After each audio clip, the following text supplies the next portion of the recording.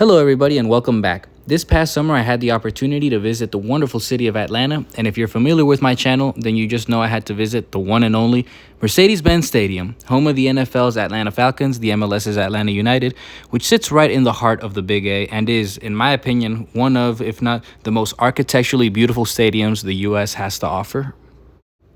And I'm not just saying that lightly. It truly is absolutely gorgeous. As we made our way to the stadium, we could see it from miles away, and the closer we got, the more stunning it became. Construction began in 2014, right next to the Georgia Dome, which was the Falcons' old stadium, for an approximate cost of about $1.6 billion.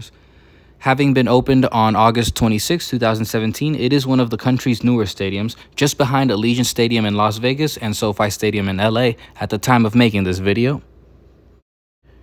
Mercedes-Benz Stadium is a state-of-the-art venue with very unique features that elevates an already culturally rich and vibrant city like Atlanta to new heights. You can even say, despite how new it is, that it's become embedded in the city's identity, so much so that when you think of Mercedes-Benz Stadium, you think of Atlanta. Once you actually start walking around the stadium, you truly realize just how massive it is. Upon entering the venue, we are greeted by the iconic Falcon statue that sits on the front porch area between gates 2 and 3. It is a monstrous work of art made up of thousands of stainless steel pieces and weighs around 73,000 pounds. Made by Hungarian artist, I'm sorry if I butcher your name, Gabor Miklos Csoke, the piece titled simply Atlanta Falcon took 2 years to make and has become an Atlanta landmark.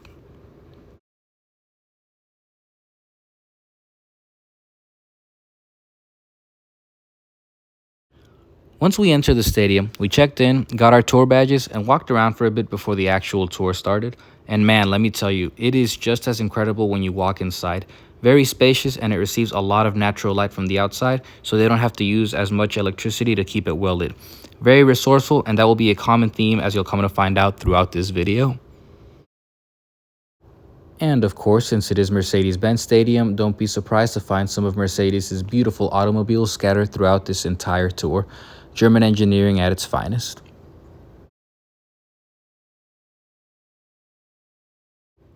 This stadium has a capacity of 71,000 and can be expanded to 75,000.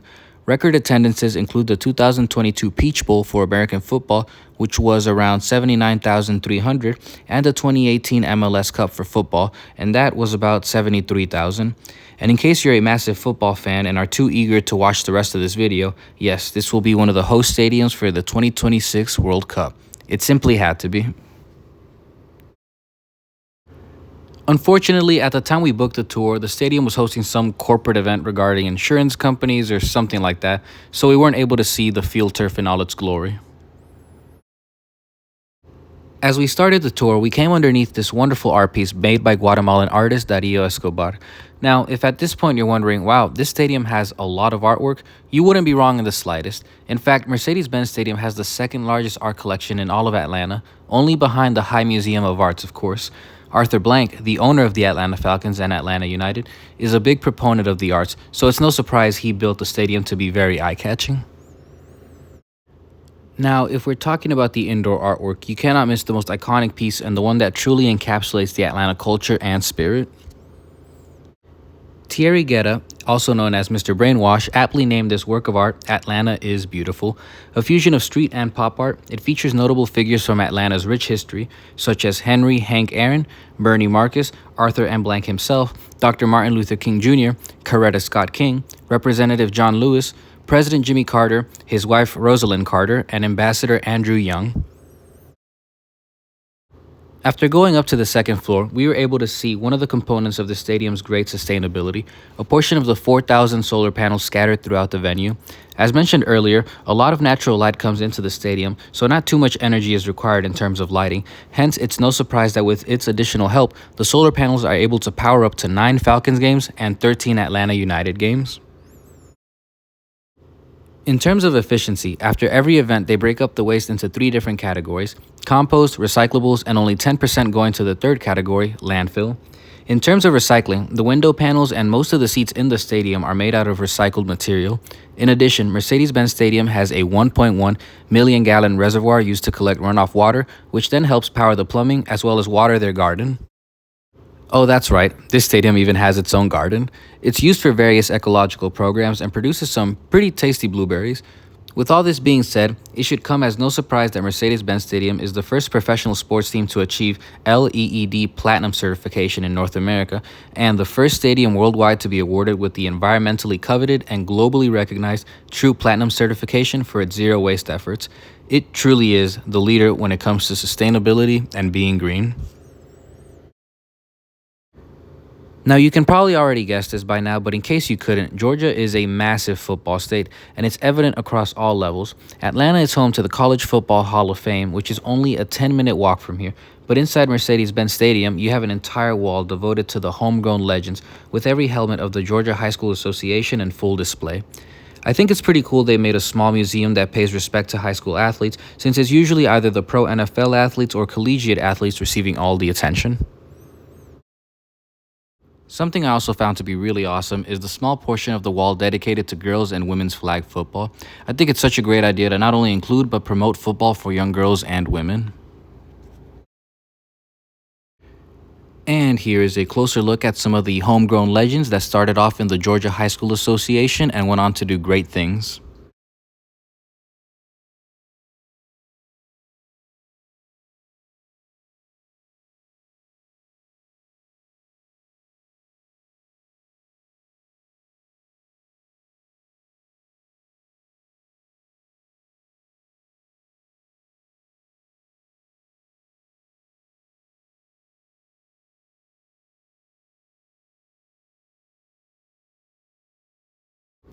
To aptly end this section, I'll leave you with this art piece made by Jamaican sculptural artist Nari Ward titled Shoelaces. Nari Ward collected more than 8,000 shoelaces, many of which were collected from the Atlanta Falcons and local high school football teams to form the phrase One Voice. This was to beautifully depict how opposite dispositions can come together and work as one. Despite it being a massive American football state, the football, or soccer as it's called in the state, culture is surprisingly big. One of the best fan bases in the Major League Soccer, actually.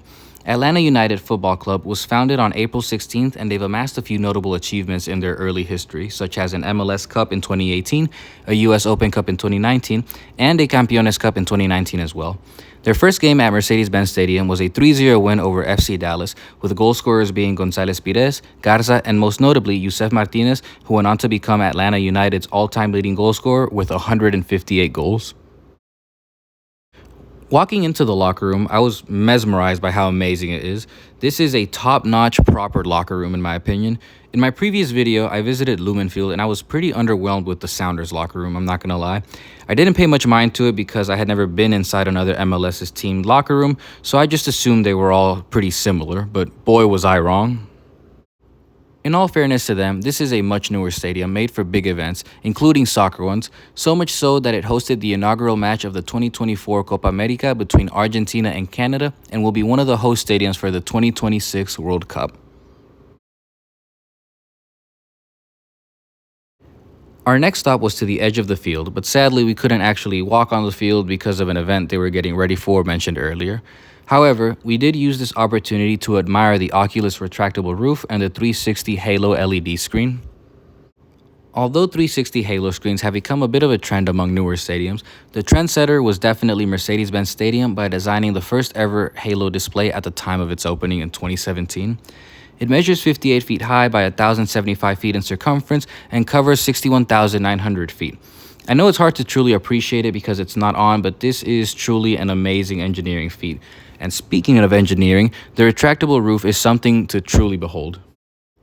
Inspired by the Oculus within Rome's ancient pantheon, Mercedes-Benz Stadium's retractable roof is the most unique and fastest retractable roof in the world. Each pedal weighs about 500 tons and opens in about 8 to 10 minutes. The way the pedal slides open gives off the illusion that it opens and closes by rotating, similar to how a camera lens operates. I haven't done much research into other retractable roofs, but I would dare say that this is the nicest retractable roof in the stadium, not just in the US, but the world. Next, we made our way into the Falcons locker room, which was really surprising because other stadium tours usually only show you the visiting team's locker room. However, we came to find out that the team usually comes in ready and rarely ever uses the locker room, so that may be the reason why we were allowed access. The Falcons were established on June 30th, 1965. They have 6 division championships, 2 in the NFC West, 1980 and 1998, and 4 in the NFC South, 2004, 2010, 2012, and 2016, as well as 2 conference championships in 1998 and 2016.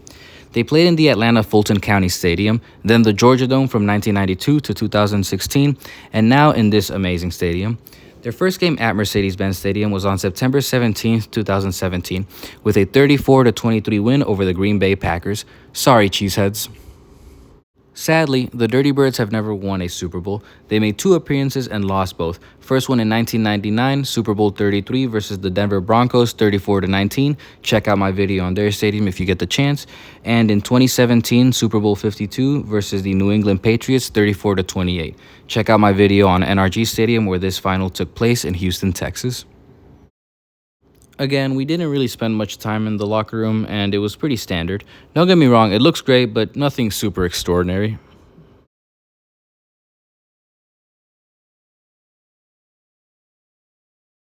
In addition to being home of the Falcons and United FC, Mercedes-Benz Stadium hosts important NCAA matches as well, such as the SEC Championship Game, Celebration Bowl, Aflac Kickoff Game, and the Chick-fil-A Peach Bowl. Oh yeah, there's a quick tidbit. Chick-fil-A was founded in Georgia, so if you're ever in Atlanta and wonder why there's so many of them, that's the reason why. Here we have some more artwork. This particular piece showcasing the Atlanta skyline with Mercedes-Benz right in the front. One thing I actually wanted to touch upon is the owner of the Falcons and Atlanta United, Arthur Blank. This man is amazing, and I can probably make an entire video just on him alone, but I'll just let you know that he's a renowned entrepreneur and one of America's leading philanthropists. The latter being very evident in the fan service the stadium offers. Above all else, the state-of-the-art technology and the futuristic design elements, Arthur Blank wanted to ensure that the fan experience was phenomenal, and that is how fan-first pricing came to be. What that means is that the cost of snacks and beverages is significantly reduced compared to other stadiums. For many of you that have been to certain stadiums, you know that getting something as small as nachos and a soda can cost an arm and a leg. Because of fan-first pricing, you can feed a family of 4 for just $28, and you can refill your drinks whenever and however many times you want. And I just think that's awesome. Another awesome fact is that there are more women's bathrooms than men's in Mercedes-Benz Stadium. A lot of times I've been to the stadiums and I make my way to the restrooms, I'll usually see a long line outside of the women's bathrooms, and that is precisely why they wanted to make more women's bathrooms so that everybody here can have an enjoyable time. My final thoughts on the tour are all positive. The design, the inclusivity, and the sustainability of this place are nothing short of phenomenal, and from an aesthetic perspective, this stadium is absolutely beautiful and one of a kind. The only negative I could probably think of is the fact that the field is turf. I'm more of a fan of natural grass. However, if you're just a spectator and aren't actively playing on the field, it doesn't really matter, and turf is much easier to maintain, so I understand. If I'm being completely honest, this is the best stadium I've been to so far in the US. Just my opinion, of course, and it doesn't matter at all, but I love this stadium. Mercedes-Benz Stadium is an absolute masterpiece, and if you're in the Atlanta area, you should definitely check it out.